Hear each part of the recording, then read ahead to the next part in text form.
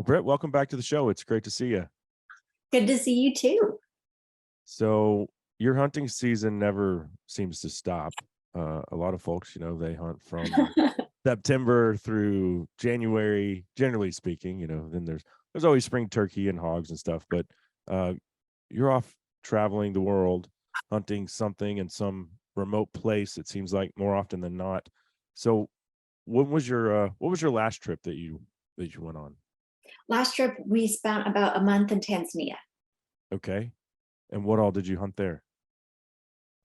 Well, we were looking for elephant, lion, leopard, whatever nature would give us, but Yeah. nothing came together as far as those bigger ones. We've got some really nice lions on bait, but they were old enough, but they just weren't there yet. So we made Uh-huh. the kind of conservation choice to let them get bigger and a little bit, more full and Mm. just more development on them. So just You've plains game, buffalo, fun stuff.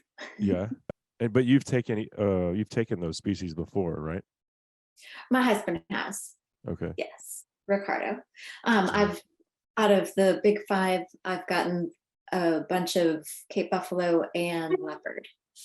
Okay. I knew you had gotten a leopard. That's how we originally met Oh, a few years ago, my when anthem. that made social media a firestorm on social media for you. Um, okay. So I've gotten a buffalo, and I have done just a rhino Vita Dart Mhm. thing, which was pretty cool. I had my hesitancies about, like, are we exploiting this animal? How many times is it really darted? If they're darting it every month, and is that really something that's good for conservation and good for the rhino? And I would say no. And I don't know that happens or not. It didn't happen on the place that we went. We went Mhm. with a very reputable outfitter. Um, Well, now they have legislation that you can't do it multiple times within a certain time period and stuff yeah, like that. So they've really cranked down on the green hunting as far as not, as you're saying, exploiting the animal. yeah, yeah. Well, I walked away from it with the perception that it's not a bad thing, and you're raising money for conservation, and you're keeping these rhinos on the landscape, which is the main thing.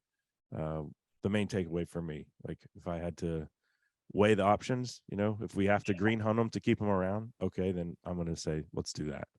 um just and it was funny because where we hunted them, they had another species of a big five on the property, and I videoed that species, and he's like, please don't post that. And I Mm. was like, oh, why? He's like, well, we're one of the few places that has rhinos and that thing, and if you post the video, they'll connect the dots, and then they're going to come kill our rhinos, the poachers. So then I was like, okay, that validates what we're doing here. We're Oh, we're paying to keep these rhinos here. Um, so you've gotten a leopard and a bunch of buffalo. What would you say is at the top of your bucket list? hmm. Um, as far as hunts that I haven't taken, Mm-hmm. I would say just the adventure side of Central Asia is really, really fun. It's just so exotic and you're so out of your element culturally and geographically that I would say there's a type of elk that's in Mongolia that would be really, really fun to hunt. The blue sheep in Pakistan Uh-huh. is just fascinating up in the Himalayas. So some things like that, probably some more Central Asia. Nice. Yeah. I always what is the Marco Polo sheep? That's the monstrous one. And Yes. what do you have to go to that? Kazakhstan or Tajikistan? Tajikistan. Yeah. I think they're incredible. My father, Joe Hosmer, was really involved with working with the government and Safari Club International to reopen Tajikistan. Hmm. And so he went over with biologists that SEI helped pay for privately in order to do lamb counts and actually get a true population study done for the government to make a educated decision on reopening Tajikistan. And what was really fascinating about the cultural aspect is that to the local people who are sheep herders and, pastoralists, that to go and shoot a Marco Polo, it was technically free versus to shoot their sheep and eat their sheep, which was $5. Yeah. So just the perception of giving wild species a value then created conservation element around it, that then the local people said, okay, now we can't just go and shoot the Marco Polo willy-nilly when we're hungry. We've got to preserve them and protect them and manage the population. So Yeah. I think it's an incredible conservation story that ties directly to hunting. Mm-hmm. And that's probably at the top of the list for, and I'm not one of them, just from a financial standpoint. Like, sheep hunting's a very expensive hobby, and the Marco Polo, I think, might be the most expensive one out of all. But hey, you want to shoot a sheep in North America and you're in for $20,000, just, Doll sheep, okay, 20 grand. You want to shoot a desert bighorn or a Rocky Mountain bighorn? Well, now we're like 50 grand. And stone sheep's probably somewhere in the middle of all that. But they keep putting in for the draws. So, maybe Perfect. one day I'll hit the lottery. You never know. Perfect. What was your favorite hunt of 2022? 2022. Let's see. I would say just going back to Tanzania. I mean, I used to work in Tanzania in conservation and anti-poaching and stuff. So it was almost a bit of a homecoming, that it feels very familiar to be around the different areas and to hunt with people that we know and love that have become like family. We hunt with the Ramonis, the Tanzanian big game safaris, and they're just fabulous folks. Okay. And what is your next trip that you have on the calendar? I know you said you're going for pheasants in Pennsylvania. Yes. And then we head to Mexico at the end of October for Coos deer. Okay. And you told me off the air that's in Sonora. Yes. So I have a buddy that's gone to Africa with me. His family is originally from Mexico, and he's been trying to get me to go to Sonora for mule deer for a couple years now. And now that, COVID is in the rearview mirror and travel and everything is back to normal, I think I'm going to take him up on that offer. But what, from a safety standpoint, you have property there, you have a lease there. Is there anything you need to be concerned with when traveling to Mexico from a, just a cartel standpoint? Well, the whole thing is that wherever you are, even in America, you've got to watch your surroundings. You've got to be conscious of gut feelings if you don't feel comfortable with the situation, and you just got to keep your wits about you. I would say, from a traveling standpoint, to probably fly in is better than to drive down, because it's a lot of stuff on the immediate border. Don't travel at nighttime. Go where you need to go during the day, and when you're on your hunting lease, then you're out of the main flow of traffic and movement and stuff. So you're probably more likely to see a trespasser on your lease in South Texas than you are certainly, certainly. in Mexico. Seriously, I mean, it's one of those things that we have friends down in South Texas that, I mean, you have people driving through the fence lines. I mean, and it's wild, absolutely wild. So I would say going to a place in Mexico, you're probably better off than South Texas. I saw a video yesterday with our lovely vice president, who was telling us that the border is secure and there's no problem. And I'm like, well, why did my buddy find a dead guy on his place then? Like, just a dead migrant. He probably died of heat exhaustion. You feel bad for these people. I would probably do the same thing, looking for a better, opportunity. But sure. don't tell me that the border is secure. Sure. But we see, last time you were on, I think you just gotten back from being marooned in like Cameroon or Was it Cameroon? It was Cameroon. Where COVID had just started and you got stuck there? Yes, we were in kind of the northern part of Cameroon. Cameroon's in West Africa, Mhm. hunting Lord Derby eland. And when we went over there, it was still kind of all the memes and everyone was joking around that this is just a big, almost like a hoax. And Right. we didn't really, I don't know, we didn't, I guess at that point you don't think the world can shut down, that's not even a possibility. So yeah, we're going to go hunting just like always. Yeah. And get there and things are kind of weird and you can see people wearing masks and it was a little bit more strict and taking temperatures when you get off the plane, but we just carried on and got multiple flights up the country and then drove about 9 hours to where we would be hunting, and hearing stuff come in through text messages and satellite phone stuff, and this doesn't look right. And then they're saying, okay, all of the ports to Cameroon are going to be closed down. If you want to get out, you need to make a plan over the next few days, otherwise you're SOL. And so we were debating, do we just stay here and keep hunting? Because if this is what's going to happen, we're the safest place possible. We have water, we have food, we have everything that we need. We're not around people. And it just kind of, the world went crazy, it went haywire. And so we were like, okay, no, let's, we're going to make the plan to make the trip back into the cities and see if we can get out. And we landed in Douala, Cameroon, with the assumption that we'd be able to get out over the next day. And there were no planes at the airport. Everything that was going to leave had already left. And we got off this small regional flight and they said, nope, sorry. So, okay, we checked into a local hotel, which West African hotels, even the nicest ones, are not very nice. And it was a matter of being in a probably 300 square foot hotel room for the next 2.5 weeks while we're waiting for essentially the embassy. The embassy, what got us out on an expatriation flight back into the United States.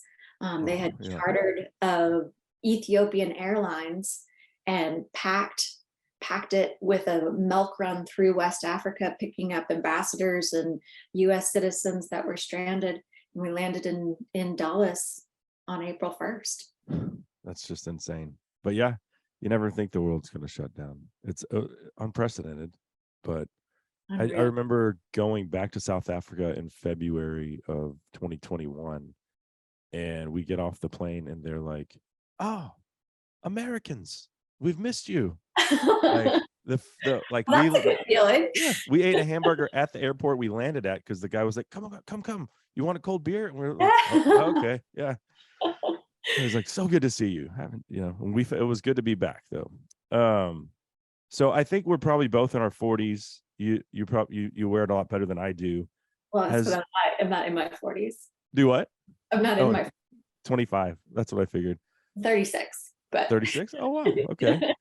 So you've been doing this a long time though, as far as international travel and hunting.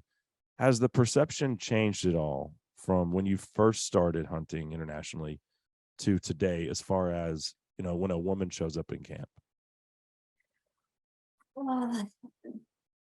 That's a hard question for me to answer because I never experienced any type of sexism towards it. Okay. I was always very welcomed and even in Pakistan, as a Christian American woman coming in wearing pants, I was very welcomed and respected. Certainly cultural differences, but I've never been put down or not happy to be there. So that's more of just a social media situation, I would say. I would say so, because honestly, within the hunting community, obviously, just demographic wise, you have 85% of hunters are male. So just in general, you're around more of a masculine group anyways. But yeah, like I said, I've never not been welcomed or not accommodated for or anything that Okay. would make me feel uncomfortable. Um, we've both had our Instagram accounts deleted without provocation. I mean, I had violations, right? But they were ridiculous. I don't know that you really had any stuff that was flagged, and all of a sudden one day your account is just gone. Yeah. It was, And how long was your page down? I believe it's about a week. Okay. It's And about a you week. were able to get it back. I mean, there's just so much head scratching that goes on there because they don't offer any support. Like Yeah, you're you can't just call someone and be like, hey, can you help yeah, me? yeah. Uh, it took me a month to get mine back.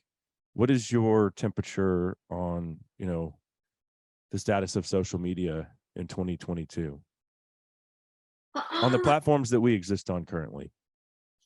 I think there is, I'm okay, let me back up. So I started my account about probably 4 months after the whole leopard thing happened, where Mhm. my photo was stolen from the SCI record book. And for me, the creation of my account was specifically to give a narrative and a voice that I otherwise didn't have to talk about that particular photo because that was so vilified. And if anyone's wondering what I'm talking about, just Google Brittany L. Leopard and you'll see what what I'm Yeah. saying. But it was one of those things that I created it because there's such a narrative that's missing in so much of the hunting accounts. And I felt that I could help influence or at least give some words to emotions that otherwise might not have been said. Now that I'm almost, let's see, about 4 years into this account, I feel a little bit burnt out Uh, about it. I feel like, am I doing this for everyone else's entertainment or am I doing it for myself? And I don't have sponsors or a monetary reason to do it. It's just a hobby for myself. But at the same time, I think it is vitally important to add the values and the stories to the facts and figures. And so mm, I'll continue to keep doing it, but just probably not in the same frequency that I have in the past. right, right. I think that's a fair point. There's days when, and it's work for me, right? I mean, I have, like you said, sponsors and advertisers, and part of their exposure is through this podcast and radio Right. show. But a lot of it is also social media, is content creation. And there's times when I'm just like, God, I just don't want to do this. I'm so over. Not. I love creating content for them. What I don't love is just dealing with the a holes on social media Sure. and the And they are mudslinging. exhausting. Yeah. And so, sometimes I keep my accounts private so they can't get on there. Um, Sometimes I keep them public. You never know what, and they don't grow anymore. So I guess it really doesn't matter because they have me shadow banned. So on lockdown, where the Instagram page was just humming along. And then 2 years ago, and no coincidence, it's right before the 2020 elections. Yep. Sorry, no more exposure for you. And it's kind of been the same since then. And I mean, why is that surprising? We just heard Zuckerberg admit the FBI, like on Joe Rogan's podcast, he said, yeah, the FBI told us to censor the Hunter Biden laptop story. Yep. He admitted it. So like, it's no secret. Like, oh yeah, you were talking about stuff like that. You're saying vote conservative. Well, your page is on life support essentially. I hope that there's something new. I don't because the powers that be on those platforms, they're not changing. They're not going to all of a sudden be like, oh, we like hunting and guns all of a sudden. So I don't think they're like a long-term investment for us as a hunting community. But I guess we're still here, and this is the playground we have to play in for now. Well, and I think it's also important. to have that presence. I mean, I've loved the content that you've been creating around your kiddos going dove hunting and illustrating them, getting ready in the mornings and sitting out in the field and being patient, and then cleaning the animals afterwards, and dove poppers with jalapenos, and kind of the whole story to it, which I think is so important, rather than just the trophy photos of, hey, here's my haul of doves for the day. I mean, I think that's one of the good things that we as hunters have to include. Yeah, well, and maybe that's why at the end of the day, like you said, it's still, even on days when you're burned out, it's like, hey, we still have to do this. We still have to put the other side of the story out here. We're not all just bloodthirsty rednecks going on killing sprees. And I would say really most 99% of us aren't, the ones that are probably in jail. So For sure. Yeah. Should be. What is your favorite thing to hunt? My favorite thing to hunt, I would say, from a nostalgic perspective, hunting in New England in the fall. I grew up in Maine, so running setters with bells through the alders and the leaves changing color, chasing woodcock and grouse. That's just the ultimate for me. So I've never hunted grouse up there. I guess the closest thing I could compare that to is, and you said the leaves changing. That reminds me of grouse hunting in New Mexico when the aspens are changing colors. And I've done a lot of it. I've only taken my dog one time though, and she died last year. I wouldn't dream of taking this new puppy on a trip like that yet. So she's got a little more seasoning to go before. Yeah. But yeah, that is, the nice over under shotgun. That is a picturesque, nostalgic. I think of photos from 50, 60 years ago, and a group of guys. Back then, there weren't any women in the photos, Britt, in hunting camp photos. And they were wearing plaid back then, not the latest and greatest merino wool that we have today. Okay, so what is your least favorite hunt that you've been on? And you can't use the Cameroon experience because that was just a crappy situation. Well, the hunt was great. I did get my Lord Derby, so I remember that. The actual hunt was fabulous. The worst hunt that I was on, like physically, or okay, so do the most physically demanding hunt that you've done, and then also the worst. And I mean, we're not looking for an outfitter's name, so we're not here to flame anybody, but just the worst outfitting. I'll tell you mine. I used to do this photo of the year contest, and I would take somebody on a hunt, and this couple won a whitetail deer hunt. We go to this ranch, and the guy who owned the ranch not only didn't have a guide there for us, he told me where the feeders were, generally. Like, I had no idea where I was going. There wasn't a kernel of corn in any one of the feeders. And so I've got this couple there that drove 6 hours, and, I'm thinking, this guy, he's got a good reputation. So I thought, it was the worst experience ever. It was so embarrassing. But anyway, what about yours? Okay, probably one of the worst was, we went to Mexico for I believe it was the Central Plateau whitetail. And it was a buddy that said, oh, this is great. This is all set up. I'm getting it ready for bow hunting because my husband only bow hunts, and blinds are ready. I mean, just perfect. And we're just all excited, go down there. And the accommodations are in like a old farmhouse, which was fine, but it was wintertime, so it was absolutely freezing, and they wouldn't light the fireplaces unless you're like, hey, can you light the fireplace? Oh yeah. And then they eventually do it, but it's still freezing cold. The food was like, they would reheat nachos and dump like meat on top of it, and it was just all greasy. It was from like the day before, like appetizers that they would incorporate in like the actual meals. And then this so-called buddy comes out and he's like, oh yeah, so these are the antlers from the deer that I shot last week. And we're like, oh, okay, that's great. And we're not seeing anything. I mean, nothing. And it's like, so this quote unquote buddy goes down and shoots the really great deer that he's charging us like good money to come down and hunt Right. for.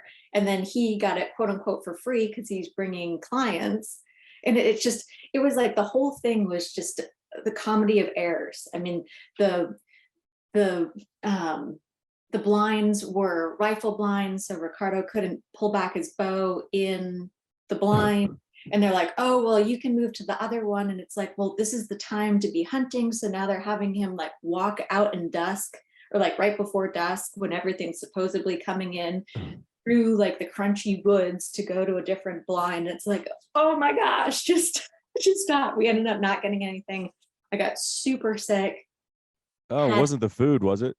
No, it was got like a cold and like my whole face was just totally swollen with just mucus and coughing and sore throat and just, I mean, I was, the whole thing was just like, get me home, put me in my bed and let me forget about this.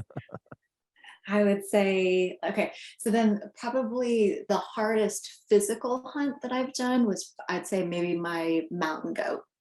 I mean, I literally, so we were in British Columbia. I was with my dad, and I remember climbing up the mountain, and we would walk maybe 50 paces, and I'd have to catch my breath. And I'd spend like maybe 10, 20 seconds, like, I felt like my lungs were going to pop out my throat. I mean, it was so intense. And it was on the skeet or the sheet, what is it, screet rocks, where it's like you're basically walking on dinner plates that like slide down and it's all layered up. Shale kind of, I mean, it was crazy hiking. And then once you get to the top of this mountain, you then kind of look over and glass over and find yourself in kind of a saddle bowl, and you'd look for the mountain goats. And then we had clouds come in, and we were on maybe about a 10-foot wide cliff. And these clouds came in, and I lost the perception of up and down, and I got really bad vertigo. So the guide had me like lay flat against the back of the cliff. And I remember feeling so nauseous and disorientated because you basically have 10 feet in front of you and then it's nothing, but you know, it's a giant, I don't know, 200-300 foot drop off that you're waiting on to hopefully find a goat that pops out from the other side. So that day, I remember we ended up having to call it because those clouds came in, which is, I was, but that was probably physically the most demanding and kind of mentally thing where it's like, okay, I have to do this. I don't have a choice. I've got to get up here. Yeah. So. And you got the mountain goat. I did. That's one that I like is close to the top of my bucket list, and one that isn't. It's not a cheap hunt, but it's one that I could like stomach. You know, $12,000-$15,000. It's a lot more doable than 50,000 for the desert bighorn. It's the same hunt as a sheep hunt. So I mean, you have the ability to really experience it, and then also be like, is it worth it to spend $50,000 on a sheep if this just really wasn't fun? Yeah. And there are people that love their mountain hunting, and that's all that they do, and that's, I would say, probably the athletes of the hunting world, that they're just some incredible people that's their love.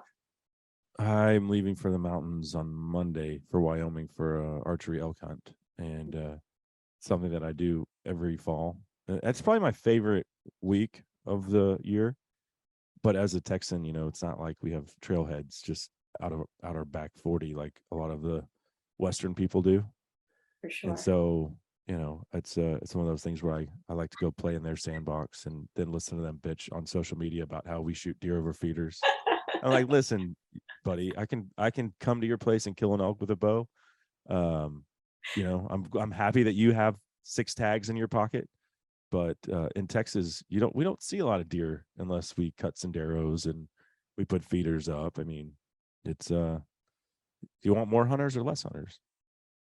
No, So for sure. I don't know. I think that's my biggest, probably my biggest gripe within the hunting community is people just bitching at other people about the way that they do it. And I found that most of that ideology exists based off of whoever taught you how to hunt, where you were born, and what your dad or grandpa believed in is how you see the world. For sure. And it's not right or wrong, but there's just a lot of closed-mindedness. Like, come to Texas, come to my deer lease with me, and I'll show you. You go spot and stalk and go kill yourself a nice 10-point whitetail. I bet you $5,000 you're not going to do it. No, for sure. And I think that there's also some really interesting perceptions with international hunting that, automatically people are like, oh, well, she's just a trophy hunter that goes and hunts all these things, whatever, for bringing home for taxidermy stuff. And it's like, no, actually, I don't do taxidermy. I do it for the experience. And I love to just go on the adventure too. And there was a post that I put up about anti-poaching in, let's see, I was in Uganda, and we were coming across a whole snare line of maybe 100, 200 wire snares. And the wire snares were motorcycle cables, like the brake cables. And they would just loop them around and they would set them up in all these bushes and entrance exits of kind of thicker areas, and indiscriminately snare whatever went through it. And it was very much a commercial, illegal operation, bushmeat trade, where it's not just the one guy going out to try to feed his family. I mean, this was definitely a commercial poaching. And so I posted it, gave some background information on where I was, what was going on, how many snares we had found. And there were people from Canada that were like, this is horrible. You can't be doing this because this is against what we do as trappers and da, da, da, da. And it was like, whoa, whoa, whoa, whoa.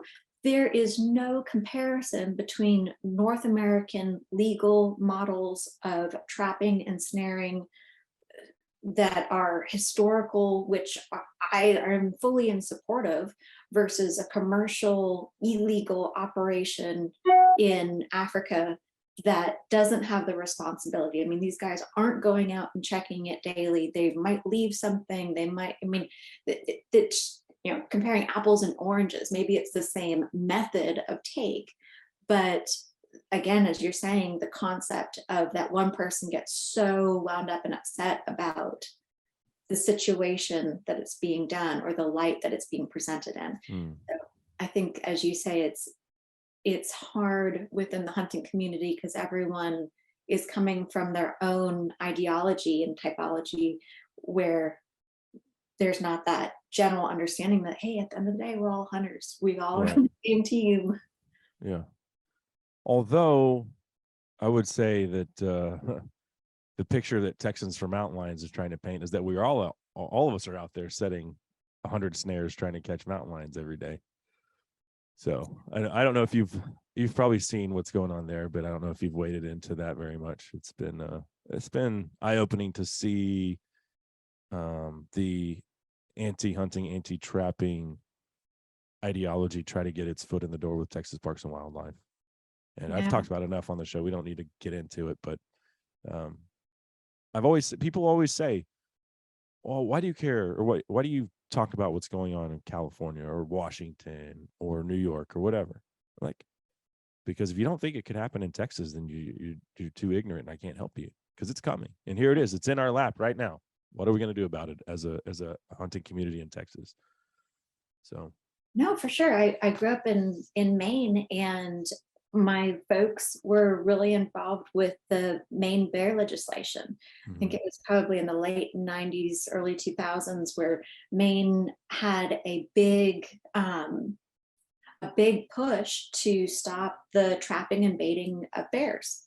And in Maine, you might be a hunter and you might not like the concept of trapping or baiting or something like that, which we all again have our own ideologies. But in Maine, it is such thick forest. I Right. mean, Maine is the most populated, bear populated country in the lower or state, excuse me, in the lower 48. I mean, there are so many freaking bears in that one little state that Yeah. you have to have management. You have to have the ability to bait something in, decide, okay, no, this is a sow with cubs, we're going to pass, or this is a nice boar, we're going to take him or that. And it's a really interesting thing that there was so much pressure on it even from within the hunting community, that it was like, hey guys, if we can't all agree that if we give an inch, they're going to take a foot. Right.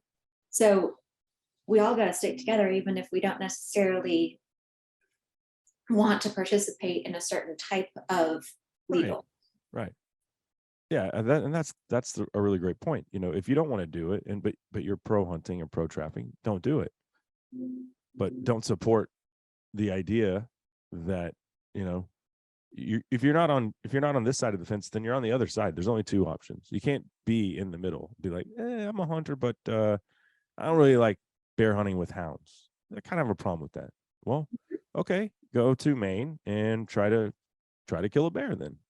Exactly. I've killed 2 bears in Alberta, and that's the boreal forest, and it's kind of the same deal. It's like after driving through there on the logging roads, like you get off the logging roads, and it's so thick. How would you ever spot and stalk a bear in there? Like, yeah, I mean, you could get if you spent your whole season, you might get one. Okay, but like, how are we going to actually manage the population? You're not.